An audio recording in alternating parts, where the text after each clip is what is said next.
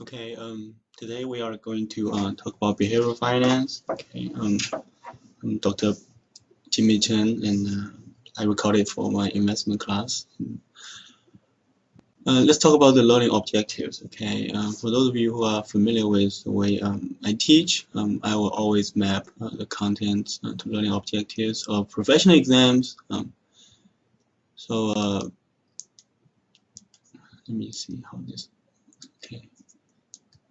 The main focus will be still our CFP exam and then some CFA and FRM exam. Behavioral finance is not covered in financial risk management because that's more technical. This is a lot of times in wealth management, especially for individuals. So that's why CFA level 3 and the CFP curriculum are closely related to behavioral finance, and it is a really important part of the curriculum. So if you are interested, just read over those, and those would be also testing points. So let's get started. Traditional finance assumes that we are all rational economic men. We are all risk averse, have perfect information, and focus on maximum utility, happiness, and then know what they prefer, right? So basically, if I give you a lot of fruits, right, orange, apple, watermelon, anything in front of you, as many as available, you can always rank them from the best to the worst according to your preference. And you need to have perfect information too. And it assumes that you have perfect information. Like information is free for everyone, and all of you should have perfect information. It focus on maximizing. This is not like focus; it's an assumption they make. Okay, so basically everyone will try their best to make them happy. So what is risk averse? Okay, the risk averse person suffers a great loss of utility for a given loss of wealth and the gain in utility for the same rise of wealth. So let's just talk about it. What is risk averse? So let's say as a student you have 2,000 US dollars in your checking account, right? If I give you a 50% chance of winning 1 grand, then a 50% chance of losing a grand. So if you win, right, your happiness level goes up by 2, and then if you lose, it will probably go down by 4, right? So if you just look at the probability and then what you gain from your happiness and what you lose from your happiness, most of us will probably not do it. Will not do this bad, okay? Because we'll be very unhappy when we lose money, okay? So that's what risk averse is. Okay? Risk neutral says this is not number of -4, it's just -2. You will gain or lose the same utility impact. Risk seeking says again the more utility for a rise in wealth and loss in the same amount. Okay, so we don't really see those that often. I will talk more about those in later examples. So this is what the utility function looks like. If you take any econ class, you should know that we have some utility function, right? So when you are risk averse, the more money you have, you will be happier, but the happiness level will go down. It's called diminishing marginal utility, right? So that's what they say in economics. If you have 1 apple, you are really happy. If you eat 2, 3, 4, the more you eat, the less happiness you get from additional apple. That's the whole idea. Then in finance, especially this part, we put wealth as a function. We put utility as a function, wealth. We put wealth as the input. Risk neutral is just straight line. Risk seeking goes up. They simply enjoy wealth. So risk aversion, behavior, we talk about traditional finance already, right? And then when people are risk averse, traditional finance assume individuals are risk averse, so they assume they are risk averse and prefer greater certainty to less certainty. So we basically we don't like uncertainty. Okay, we hate uncertain things, but our life is full of uncertainty. And then that's the theory they have, and they even have a function over there. And I cannot really recall, but they have they have a wealth minus. This is the uncertainty they have. I'm not quite sure whether this is the right function, but you don't have to remember those for any of those exams. It will be given if they ask you. Behavioral finance is individuals may be risk averse, risk neutral, risk seeking. So behavioral finance says we don't really know, right? Some people just enjoy risk. Like if you go to Las Vegas, there are people gambling over there all day, right? They just enjoy the uncertainty. Okay, so that's what makes them happy. And then sometimes we see the risk neutral from institutions, right? So they say it's just so hard to identify. Let's just focus on something called a loss averse. Okay, so this is really important. Okay, so if you compare traditional finance with behavioral finance, one assumes risk averse, and then one assumes loss averse.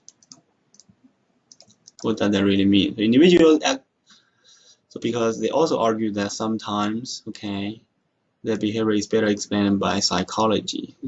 It can change, okay? Like you can see someone gambling over there. Like I have a friend who makes several $1 million a year as a wealth manager, and he's a really rational person, right? He understands everything about finance. He get everything you can think of, CFA, everything, okay? In finance, he makes several $1 million a year. He's a rational person. However, when he's gambling over there, he told me once he got drunk and go gamble over there. He has no idea what he's doing.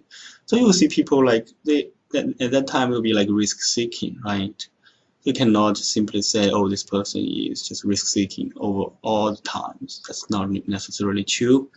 It can be dangerous when you work with individuals. Okay, so that's the main point. That's why CFP, um, even though in the exam it doesn't really cover that much, but certified financial planners, they do a lot of behavioral finance in their daily work. Decision making, they argue that decision making can be flawed by lack of information because traditional finance assumes everyone has perfect information. We all know how unrealistic that is, right? And then we all see people sacrifice long-term gains because of short-term goals. Like everyone knows they need to save for their retirement, but they will still spend money on things they like right now. Also, like for those people on diet or trying to lose weight, right? So even though they know they need to eat less calories, sometimes when they see something delicious like pizza, ice cream, they'll still get it. So that's another example. And they don't really know, they don't really have perfect knowledge. Traditional finance assuming variance, trade-off, perfect information. But in reality, how many people know efficient frontier? How many people can do that, right? Even if you understand the idea, how can you enjoy it? How can you enjoy it with your own investments every day? Individuals sometimes exhibit risk-seeking behavior, just like people like to gamble sometimes. Okay, so this is a really good table summarizing the comparison. Traditional finance assume unlimited perfect knowledge, while behavioral finance, they have bounded rationality and a prospective theory to guide them. They argue that capacity limitations on knowledge, like we don't really know everything. Traditional finance assumes that everyone will try to maximize the utility. Like if you try to maximize something, right? There's only one point here. We all know how optimization works, right? However, behavioral finance says maybe not necessarily only that point. This point will probably work. This will be okay too. This will be fine. This will be okay too. Like when you buy let's say when you want to go buy a bottled water, right, or a pack of water from grocery store, you'll probably just go directly to a grocery store next door. Okay, certainly you can get something from Walmart really cheap or Costco, right? Are you going to do it? No. Even if you plan to buy a lot, you will be fine. You will just satisfy. Okay, you are happy enough. Okay, so that's what the whole idea of behavioral finance is. Traditional finance assumes you will make fully rational decisions. Behavioral finance assumes that we have limitations on our way of decision making, especially cognitive means, we'll talk more about it. Cognitive means whether you understand it, right? And again, risk aversion versus loss aversion. So there's another implications. In traditional finance, they have efficient market hypothesis. Eugene Fama is the one behind it. Many people believe it, and then more and more people believe more on behavioral finance. Okay, Oberscheller, and then There are a lot of behavioral finance, financial economics economists I'm familiar with, but those are the two names because all three of them won Nobel Prize of Economics recently. So behavioral finance, they will talk about those, and if you're interested, certainly you can go read those. Okay. We are going to focus on mainly introducing two areas of bias. What is called cognitive? What is cognitive bias? Faulty reasoning and could arise from lack of understanding. Okay, so basically they don't get it. They don't understand it. If you teach them or teach yourself knowledge, if you take classes with me, you will probably understand some knowledge. So that's what it is. Okay. Emotional bias, that's feelings, okay? Just like emotions, how you feel. Even if you take many classes, you will still have that feeling, like me, right? I'm a professor, I kind of know everything I need to know about finance. And when I'm trading, okay, I have portfolio, when I see daily volatility, I still have feelings attached to it, even though I kind of know that it doesn't matter, however, you still have that feeling. So let's talk about cognitive errors first. One is called conservatism.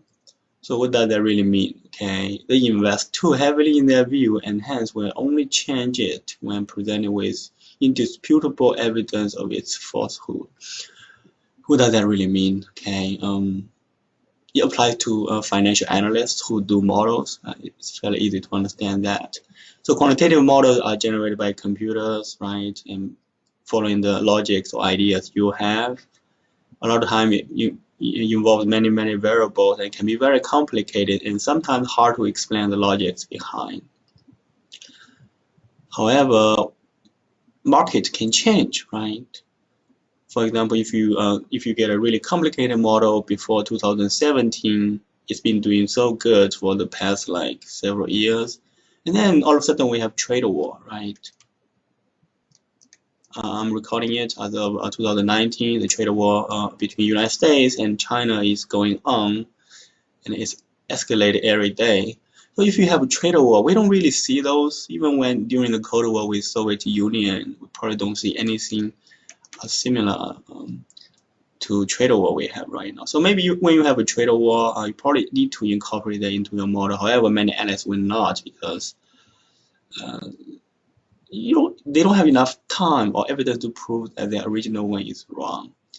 If you don't know Fed, right? Fed Chairman Powell, in his speech last Friday, he said, "Oh, maybe they did not incorporate trade war into their interest or monetary policy." Okay, so that's one example of conservatism bias. Confirmation bias, you look only for new information to support your view, right? 11 facts that support all your opinion. You only look at things that support you. This is very common after you bought a stock. Let's say if you bought Amazon stock, right? And then you will only pay attention to the good news of Amazon. However, if you short Amazon, you probably more likely to pay attention to the bad news of Amazon to make yourself happier. Representativeness, so the past will persist and new information is classified based on past experience. We have sample size neglect of Bitcoin price. So if you just look at the history of Bitcoin in the previous 2 years, this is great, right? But by the time I was doing it a while ago, September 4th, during the summer, it goes down a lot, right? So you cannot just look at this. It's only one sample. You cannot just say it's a great investment. Then when people ask you, what do you think is the job title or the career of this person? You cannot just look at this person and then recall, do you have any friend like it? That's not a good idea. Okay, you need to know that if you ask them to judge whether this is a professor or data analyst, you need to know that there will be more data analysts in our world compared with finance professors. So more likely data analyst, right?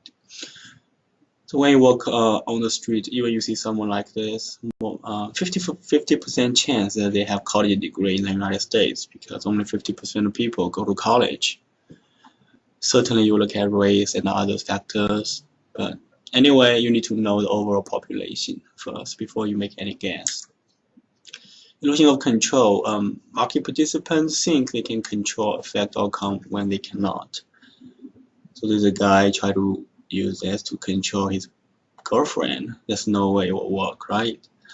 And you think this is crazy, but sometimes not. If you do wealth management business, we have some people, or even when you trade by yourself, sometimes, given that you're so lonely, right? When the market is down, sometimes you feel like if you buy another $1 million, the market could potentially go up. That's the illusion of control. You think others will act as what you are doing, and you think too much of yourself. Okay, so if you have less than $1 billion, you belong to the retail side. So we have no control of the market. We cannot. Our orders of transaction have no impact on the market at all. So we need to know institutions like December 27th, I think that's 2018. The U.S. market was up 6% one day. Why? Because the pension fund was rebalancing. Okay. So those are the ones that can impact the market, because their rebalancing algorithm was predetermined because the market was down too much. That's why they triggered the rebalancing. This is not insider trading or anything. It just they tell everyone when they're gonna rebalance already. Okay. Hindsight bias. I knew that. Okay. So when you hear people say, "I knew this will happen," only after the fact. That's hindsight. So it's selective memory of past events, and then we tend to remember only their correct views and forget the errors, because that's just human being. That's just how our brain works. Okay. And then another would be anchoring and adjustment bias. Professor Shiller is a really big fan of it. Basically, he says when you are forced to estimate something, you have no idea. Okay, you will just randomly give a number and then make guess around it. Okay, so for example, people tend to anchor like stock price, right? 52 week high, 52 week low, or open price, right? Okay, yeah, basically they will try to get a something. It's like they will probably anchor somewhere here because of their experience, and then just always compare to it. Even when it's done so much, they will still compare the original anchor point. Manual accounting really important. Okay, so basically money is treated differently. Some people treat wage different than bonus, than tax returns. So if you see TurboTax, right? TurboTax. When you file TurboTax with them, they always ask you, oh, do you really want to? After they file it for you, right? You can always use your return to buy things from them, like gift cards, something, or you can just use your tax return to pay for the services. So for tax return in the United States, most people just consider it to be like free money, I would say. They will just spend it, okay, the way we wish, to buy something they want. They forget that it's their own money. They just ask IRS to withhold more money than it should, right? A lot of people a bonus, right? If you get yourself and then you work for investment companies, the bonus can be as high as the wage. A lot of people would just spend the bonus on luxury restaurants, like several $100s for dinner, because they just want to celebrate. They don't consider it to be the same. And then, sorry, there's a typo here. And then they have market strategies, right? I have a research paper on this. So people will invest differently, right? They will. You guys heard about the envelope system? It's the same, right? You have different envelope, and then you put some money here, you put some money here, put some money here. For this, we'll do cash. It's probably like fixed income. And then it's probably equity.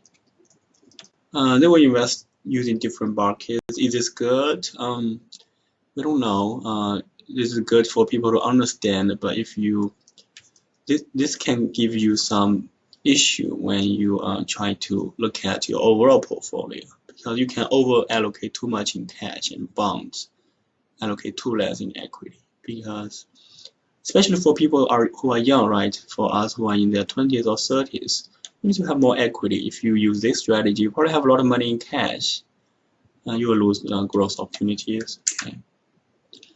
Then another reframing, you see those 98% fat. Why don't we say 2%? 2% fat. It's the same, right? Those two are the same. Just because people feel better when they see fat free. Okay. So this is just called framing. You see a lot of those from marketing, okay, and insurance sales agent too. And some people will frame insurance premium as loss of money versus investing. Some insurance sales agent will tell you insurance is an investment. You have to pay attention to it, okay? Take finance classes, understand the structure. And then I wouldn't say it's 100% not. I wouldn't even either say it's 100% yes. You need to know finance is just mechanical engineering product, okay? You need to know what kind of parts they put inside. How do they mix it? It's like you have a cookie, right? You need to know, do they put chocolate on it? Do they put some sugar? How much sugar they have? Is that making sense? Okay. And then availability, right? People worry about aircraft crash because they can always recall how bad it is. Of course, everyone knows Geico. But is that really cheap? Probably not. Okay. So we would just we will emphasize information that is easily available to you. Okay. Let's talk about emotional bias, loss aversion. Okay, in behavioral finance, pain is very painful. Pleasure is not that happy. Okay, so that's what it says. Okay. We talk about behavioral finance, and then this graph. If you're watching the video, you can pause 1 minute and then see what they are trying to say. I find it interesting, but I don't want to explain it here. We have emotional bias, overconfidence, right? You always overestimate what you can do. Happens more often in male as compared with female. Self-control bias, okay? Basically, you need to control yourself for everything, right? That's called self-discipline. This is a really good example. This is a really nice-looking girl, and she needs to be keeping the way she is, right? However, sometimes when they cannot control about their eating habit, okay, so that's the issue. And also in money, right? Wealth management. There's some article in Journal Banking Finance. They say the main reason why some people have money and some other people don't have wealth, they compare wealth or net worth, if you want to. You compare those with no net worth or less, right? Compare with those with $500,000 at least in certain age. You just say self-control is a significant contributing factor. So basically, you don't have to be a genius. You just need to have a good habit and be able to control yourself to accumulate wealth. That's fine. They don't call unwilling to make changes. She just want to do nothing. Is that laziness? Not necessarily, because when the information is so ambiguous, you don't know what to do. You probably just let it be. Okay? Regret, aversion. I don't want to do anything. I am just so regret that it will happen. And we see herding behavior, right? When the market's down, everyone is selling. You better sell. Why? Because if you sell and you lose, it's fine. Everyone is doing it, right?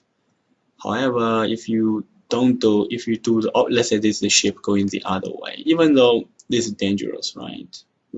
Like from our perspective, we can see it's dangerous, but they don't know if this ship, let's say this one, is going this way. And then every one of those will say, this is a stupid ship, right? What are you doing? What are you doing? You should come back.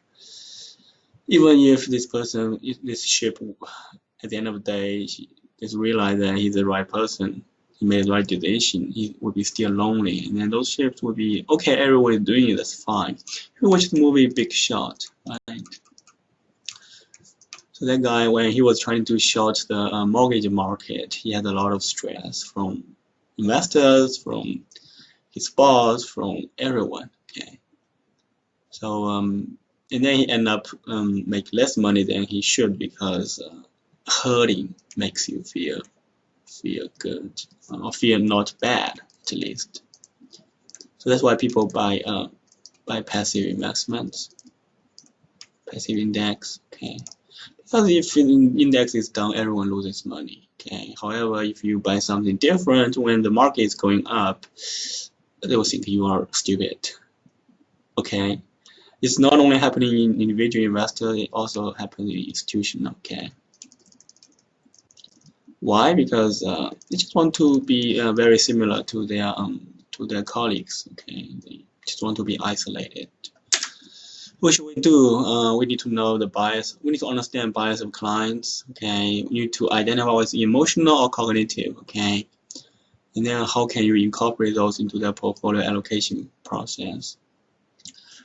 So when it's emotional, you better adapt to it, because like if you have clients who are just so emotional, they get really unhappy. You need to consider that. Okay, if stock makes them feel uncomfortable, you just need to allocate less stocks, even if they are in their 20s, just to make them happy. Because happiness is a goal of everyone. Okay, it's not the money. And then, however, if they, let's say, if they have mainly cognitive, right, you'll probably moderate or educate them, and then they can change their behavior. A lot of times it's just both. Okay, a lot of buyers will be both, and then you will do both. So like in CFA curriculum, they'll ask you that. In CFP practice, we do that every day. Okay, so you need to know what clients want, and then we have a questionnaire to fill out to identify what they are, what their bias are, and those will help you too. But a lot of times it's all about how well you understand them individually as a person. Okay, or like if you clients is a couple, how well you understand that couple's life. That's all I have for today. Thank you.